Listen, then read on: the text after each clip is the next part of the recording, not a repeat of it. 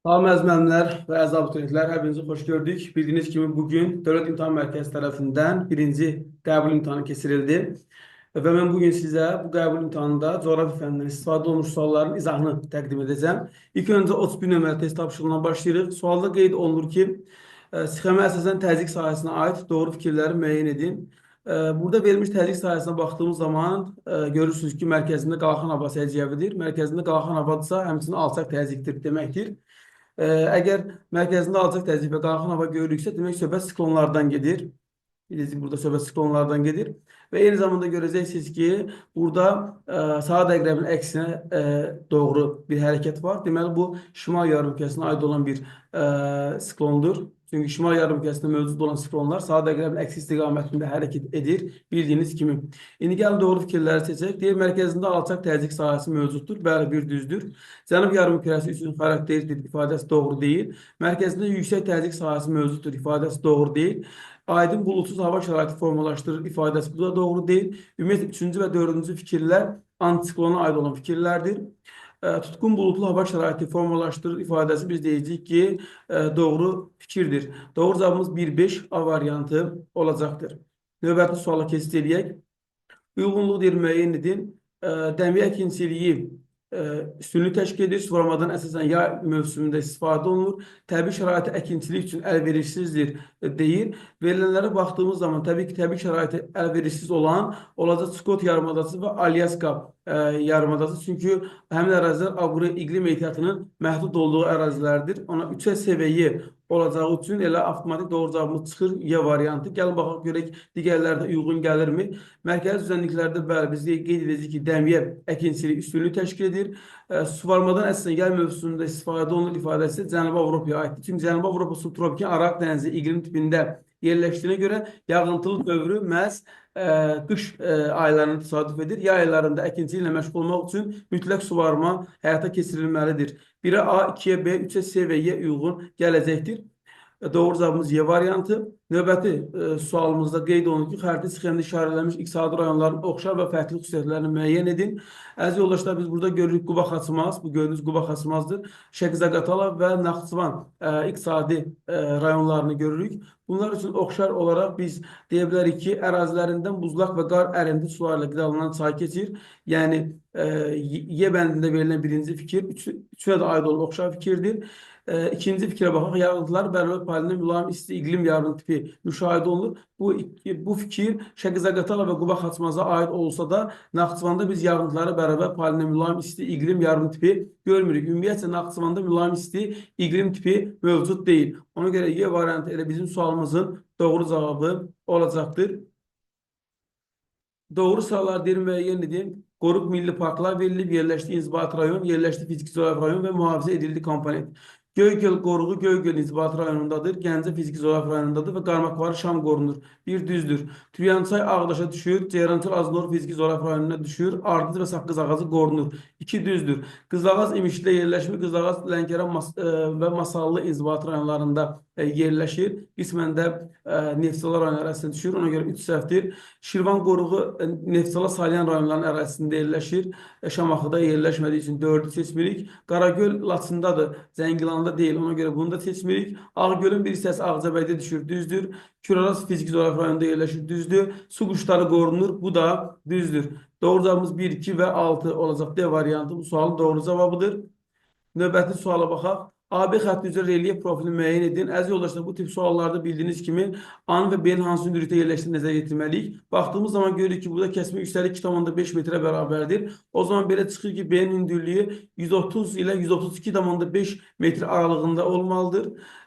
A-nın hündürlüyü isə 160 və 162,5 arasındadır. Və fikir verirsinizsə A-dan üzü çaya doğru hündürlük azalır, təzədən çayın sahilindən B-yə doğru hündürlük yenidən artır. O zaman elə deyəcək ki, doğru cavabımız C variantıdır. Baxdığınız zaman görürüz ki, A-nın hündürlüyü 160 metrdən çoxdur, B-nin hündürlüyü də təxminən 130 metrdən çoxdur və A-dan bax, bu çaya qədər görürüz ki, hündürlük azalır, təzədən B-yə doğru hündürlük yenidən artır. Doğru cavabımız olacaqdır, məhz C variantı.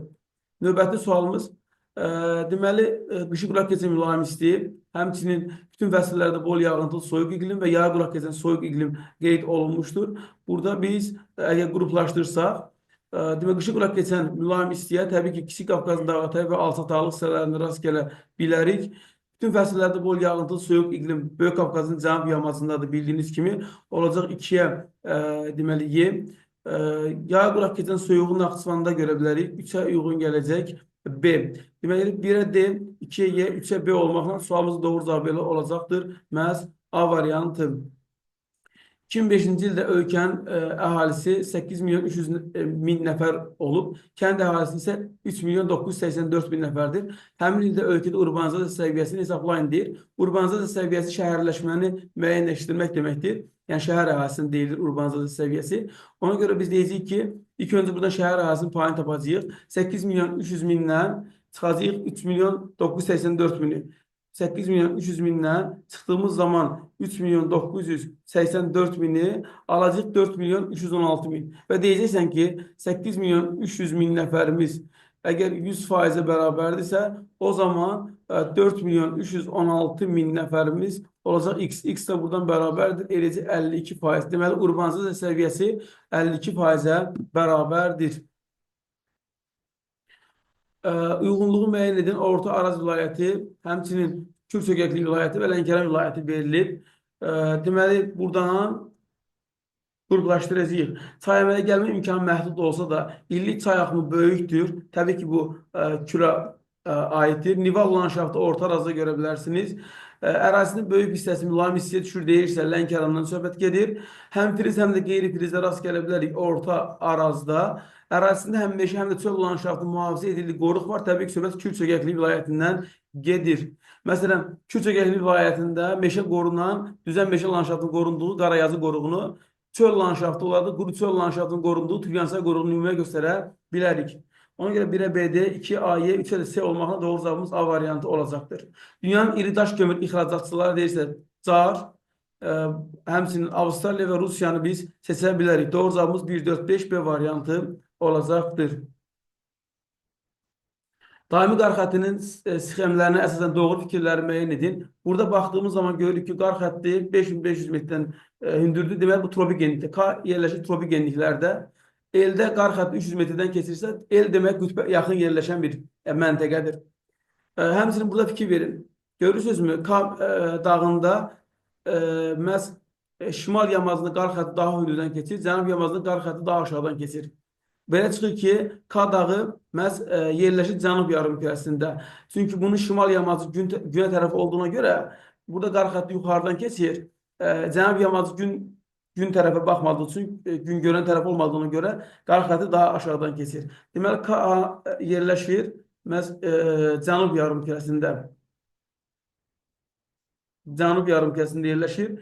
Eldə isə əksinədir. Görürsünüz ki, şimal yamacının qar xətti daha aşağıdan, cənub yamacında isə məhz qar xətti daha yuxarıdan keçir. Deməli, bu şimal yarımkürəsində yerləşir. Yadınızda saxlayın, gün görən tərəf hansı tərəfdirsə, orada qar xətti daha hündürdən keçir, gün görməyən tərəfdə isə qar xətti daha aşağıdan keçir deyəcəyik.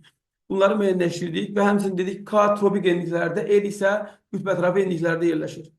A variantı, K dağının şimal yamacları cənuba nisbətən aqroiqlim ehtiyatları ilə zəif təmin olunub. Əksinə, şimal yamacı daha çox gün gördüyü üçün şimalda aqroiqlim ehtiyatı daha çoxdur. K dağı şimal subtropik iqlim quşağında yerləşə bilməz. Çünki subtropik iqlimdə birincisi K yerləşir cənub yarımkürəsində, ona görə şimalda yerləşəməz. İkincisi də subtropik enliklərdə qar xətti 5500-dən yox, 3900-4300 metr aralığından keçir. Ona görə olmaz.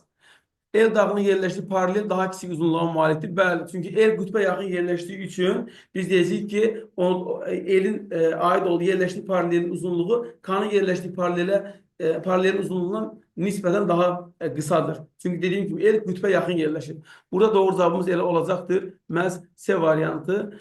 D və Y variantına baxdığımız zaman deyir, el cənub yarımkürəsində yerləşir. Bu səhvdir, çünki dedik, el şimaldadır. K dağı cənub mülayim işıqlama quşağında da yerləşə bilməz, çünki K dedik ki, tropik enliklərdədir. Doğru cavabımız 40-cı sualda C variantıdır. Xəritə sxemdə iştiqlənmiş ölkə üçün doğru fikirləri istəyir. Burada görürsünüz ki, söhbət Argentinadan gedir. Deyək, qərb hissəsində əhalinin sıxlığı daha çoxdur. Xeyr, qərbi dağlıq olduğu üçün qərbində sıxlıq daha azdır. Şərqində deyirik ki, düzənliklərdə əhalinin sıxlığı daha yüksəkdir. Ona görə biri seçmirik.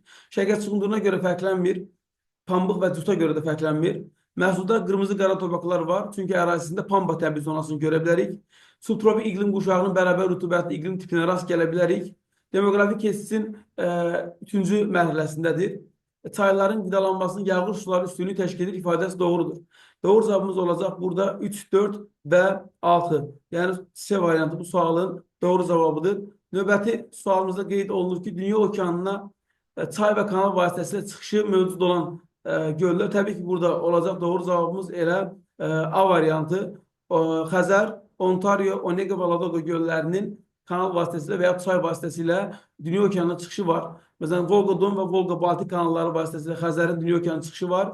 Ontario müqəddəs Lavrenti çayı vasitəsilə Atlantik okeana birləşir.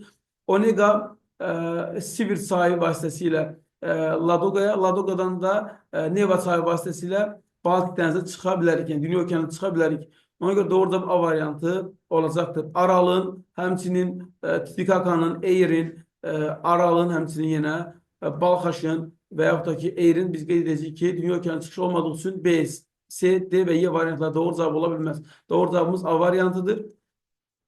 Xəritə sxemə əsasən A məntəqəsindən başlayan istiqamətlərə uyğun gələn coğrafi obyektlərin düzgün sırasını müəyyən edin. Birinci istiqamətə geçsək, əlbəttə ki, biz mil düzü və hərəm düzünü görə bilərik. Ona görə biri A uyğun gələcək. İkinci istiqamətə geçsək, əlbəttə Şirvan düzünü və yan silsiləni görə bilərik. Üçüncü istiqamətə geçsək, Kürəkçay və Şahdağ silsiləsini görə bilərik. Deməli, A, C və F olmaqla doğru cavabımız elə C variantı olacaqdır. Növbəti suala keçdirək. Gəncə, Qarabağ və Şamaxı fiziki coğrafi rayonlarında qışın sonu, yazın əvvəl taxıl əkinlərinin yayılmasının səbəbi. Yəni, burada yazlıq taxıl üstünlüyü təşkil edir. Yazlıq taxıl da ona görə üstündür ki, qış ayları burada sərt keçir. Sərt olmasaydı, payızlıq buğda əkinləri daha çox olardı. Qışın sərt keçməsinə görə burada yazlıq buğda üstündür. Doğru cavab olacaq Y variantı. 45-ci sual. Burada ölkələr verilib. Baxırıq ki, A ölkəsində adam başa düşən üdemi 5800-dür. 5800 dollardır. B ölkəsində 45.000 dollar. A ölkəsində fəal əhali 55%-dir. B ölkəsində 85%. Deməli, A ölkəsində işsizlik daha çoxdur. A ölkəsində uşaqların sayı daha çoxdur. B ölkəsində azdır. A ölkəsində birinci sektorda hasilat sənayesində işləyənlərin sayı 65%-dir. Daha çoxdur. B ölkəsində isə azdır. A ölkəsi buradan o nəticə gəlir ki, inkişaf etməkdə olan ölkədir. B ölkəsi isə inkişaf etmiş ölkədir. Deyir, A ölkəsi demoqrafik kesisin ikinci mərhələsindədir. Xeyr. Daha doğrusu, bəli. Çünki A ölkəsində biz deyəcəyik ki, demoqrafik partlayış təcrübədir. Ona görə ki, baxırsan ki, burada uşaqların sayı çoxdur. B ölkəsi əhalinin təbii artım azaldılması üçün demoqrafik siyasət aparır. Xeyr, bu səhvdir. B ölkəsində uşaq sayı az olduğuna görə əksinə əhalinin təbii artımın çoxaldılması yönündə addımlar atılır.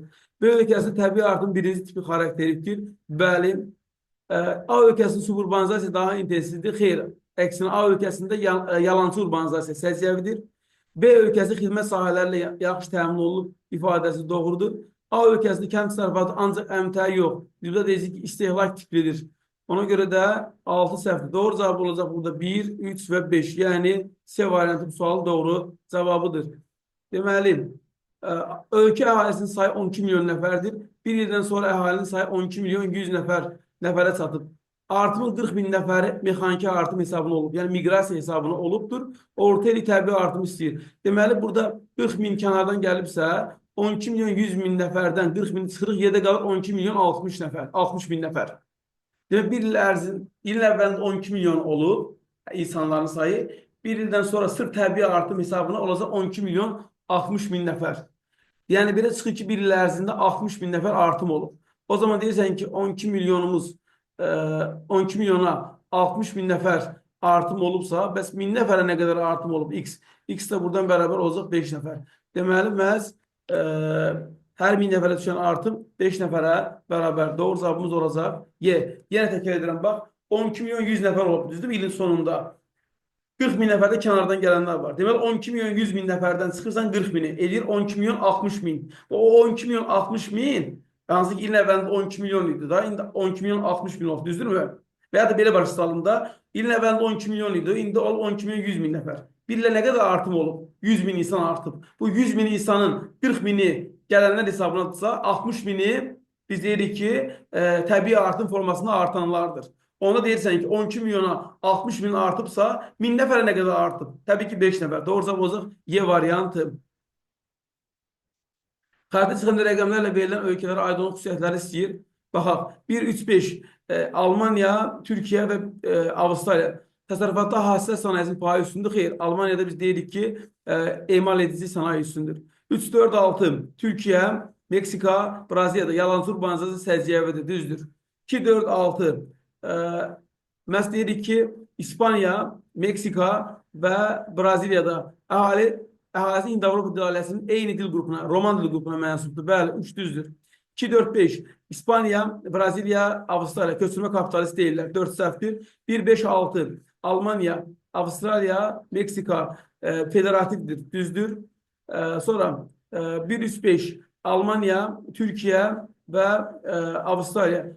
Boru kəmər nəqliyyatı biz deyəcəyik ki, məsələn, Avstraliyanın xarici iqtisadi əlaqələrində yoxdur. Çünki bunu yoxdur. O necə boru kəmər vasitəsilə kiməsə nəsə satsın. Ona görə doğru cavab olacaq burada 2, 3 və 5. Yəni doğru cavabımız olacaq D variantı. 48-ci suala keçidirik. Horizontallara əsasən dağın dik və yamazlı və kəsmə yüksəkliyi müəyyən edin. Dağın dik yamazlı onun cənub-qərb hissəsidir. Kəsmə yüksəkliyimiz də olacaq 10 metr. 370-dən çıxırsan 340-ı və bölürsən aralarındakı saya 3-ə eləcək 30 bölü 3 ola bərabər 10 metr. Doğru cavab olacaq D variantı.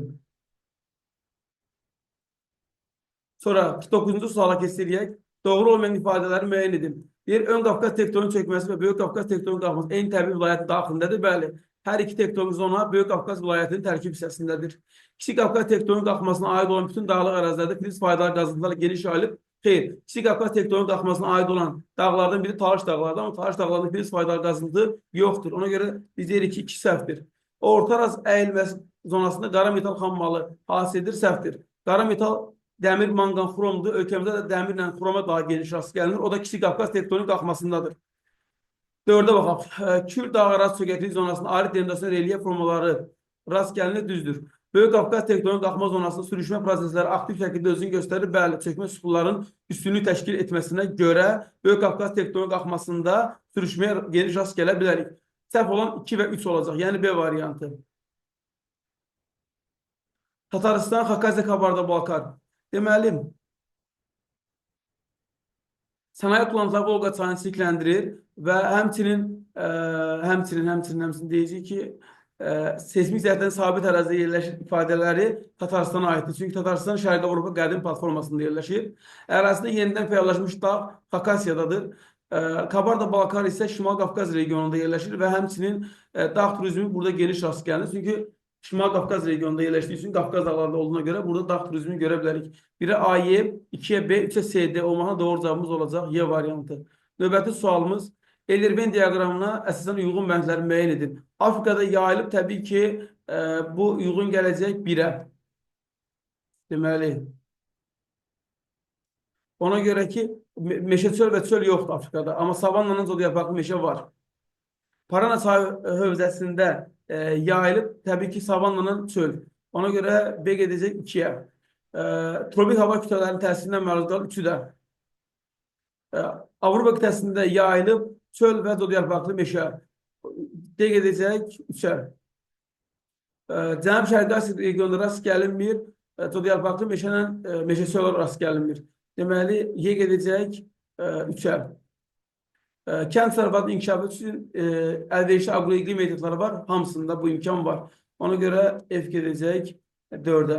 1-ə A, 2-yə B, 3-ə D, Y, 4-ə də C, F. Doğru cavab B variantı olacaqdır. Növbəti sualımız. Çayın mənbəyində havanın temperaturu nə qədərdir? 1,8. Mənsədi nə qədərdir? 24,3. Çayın uzunluğu nə qədərdir? 250 km. Dərəsində əsasən bərk suxurlar yayılır. Bu çaya aid olan xüsusiyyətləri müəyyən edin. Bunu müəyyənləşmək üçün ilk öncə çayın meyilini tapmalıyıq. Çayın meyilini tapıb artıq bu çay haqqında müəyyən fikir irəli sürə bilərik. Meyili necə tapılır? Çayın düşməsini çayın uzunluğuna bölməklə. Çayın düşməsini tapmaq üçün çayın mənbə ilə mənsəb arasındakı temperatur fərqini tapaq. Deməli, 24,3'ten çıxacam 1,3'dan deməli 24,3'dan çıxacaq 1,8 eləcə 22,5. Deməli sən bilirsən ki, hər 1000 metrə temperatur 6 dərəcə dəyişir. Və çay mənbəyi ilə mənsəb arasında 22,5 dərəcəlik temperatur fərqi neçə metrə bərabərdir? X buradan bərabərdir. Bunu vurdum 1000'ə, tez də böldüm 6'ya. 6'm 3750 metr. Deməli çayın mənbə ilə mənsəb arasında 3750 metr fərq var. Yəni düşməsi 3750'ye bərabərdir. 3750'ni də böldüm 250'ye tapacam 15. Deməli belə çıxır ki, bu çayın meyilli birdən böyükdür. Çayın meyilli birdən böyüksə demək bu dağ çayıdır. Deyir dərəsində meandr geniş yarıb. Xeyr, meandr düzənlik çaylarında olur. Hidroenerji imkanları malikdir, bəli. Nəqliyyat imkanları genişdir. Xeyr, dağ çaylarının nəqliyyat imkanları məhduddur. Mənbəyə böyük sahil hissədə yerləşə bilməz. Çünki böyük sahilin maksimal hündürlüyü 2228 metr Kosciuszkodur. Bu dağın mənbəyi ilə mənsəb arasında 3750 metr fərq varsa, böyük sahildə necə yerləşə bilər? Dağıdıcı fəaliyyət üstündür, bəli. Bu şəkilli çay dərəsi var, bəli. 2, 5 və 6 bu sualın doğru cavabı olacaq. B variantı. Növbəti. Günəş şüalarının günorta vaxtı minimum düşmə uzağını düzgün verildi. Hamısı bir-bir hesaplamaq lazımdır. Bir-bir hesaplayaq. Deməli, birinciyə baxaq. Birinci 90 dərəcə minus 60 plus 23,5 bərabər 6,5 eləyəcək. Burada verilib minimum düşmə uzağı 60. Demək səhv verilib. Bir səhvdir. Gəldi 2'yə. 26 dərəcə cənub enliyinə. 90 minus 26 plus 23,5. Bu da bərabərdir. 26'dan deməli 26 ilə 23,5'in cəmi 49,5. 90'dan da 49,5'dan 40,5. Demək ki düzdür. 3'ə baxaq. 90 minus 34 plus 23,5. Deməli 34 ilə 23,5 topladım 57,5 eləyir. 90'dan da çıxanda eləcək 32,5. Burada neçə verilib? 80. Demək səhv verilib. 4'ə bax. Deməli 90 minus 45 plus 23,5 bərabərdir. Deməli 45 ilə 23,5 68,5 eləyir. 90'dan çıxanda 21,5. Bu da nə yazılıb? 48,5. 4 səhvdir. Gəldi 5'ə. 90 minus 38 plus 23,5. Bu da bərabərdir. 38 ilə 23,5 neçə eləyir? 61,5 eləyir. 90'dan da çıxanda 28,5. Demək 5 düzdür. 6 düz olacaq soxduman ki. 90 minus 31 plus 23,5 nəsə 35,5. Deməli düzdür. 6 düzdür.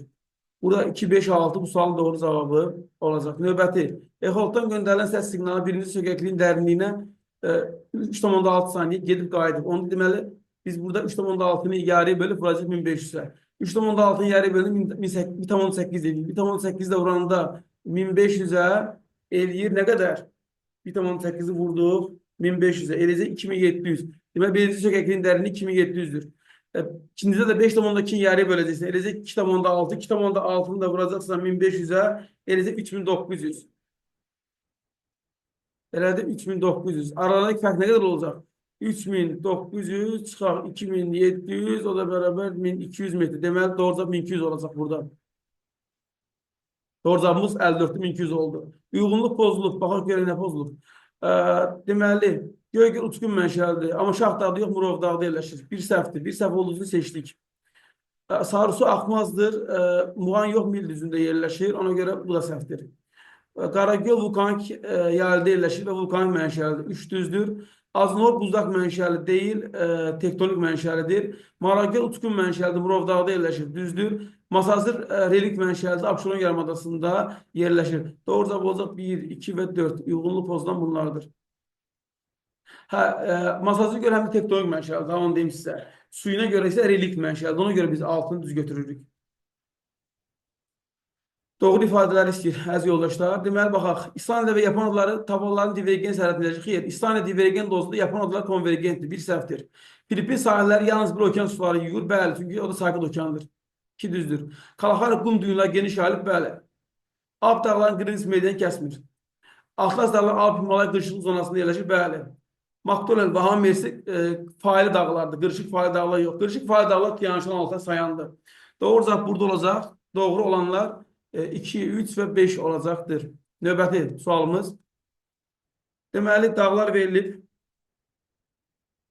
1, 2, 3. Skotalin kimya dağı əmələ gəlməsidir. 1 olacaq B. Kırım dağları Ab dağı əmələ gəlməsidir. A. Skandinaviya dağlarda deyəcək ki, Şimali Karadon Cənubi Hersin. Ona görə C və D olacaqdır. Demək 1'ə A, 2'ə 1'ə B, 2'ə A, 3'ə C, D. Situasiya. O vaxtda yerləşən A məntəqəsində günorta vaxt günəş şüalarının düşmə uzağı 6,5'dir. Aha.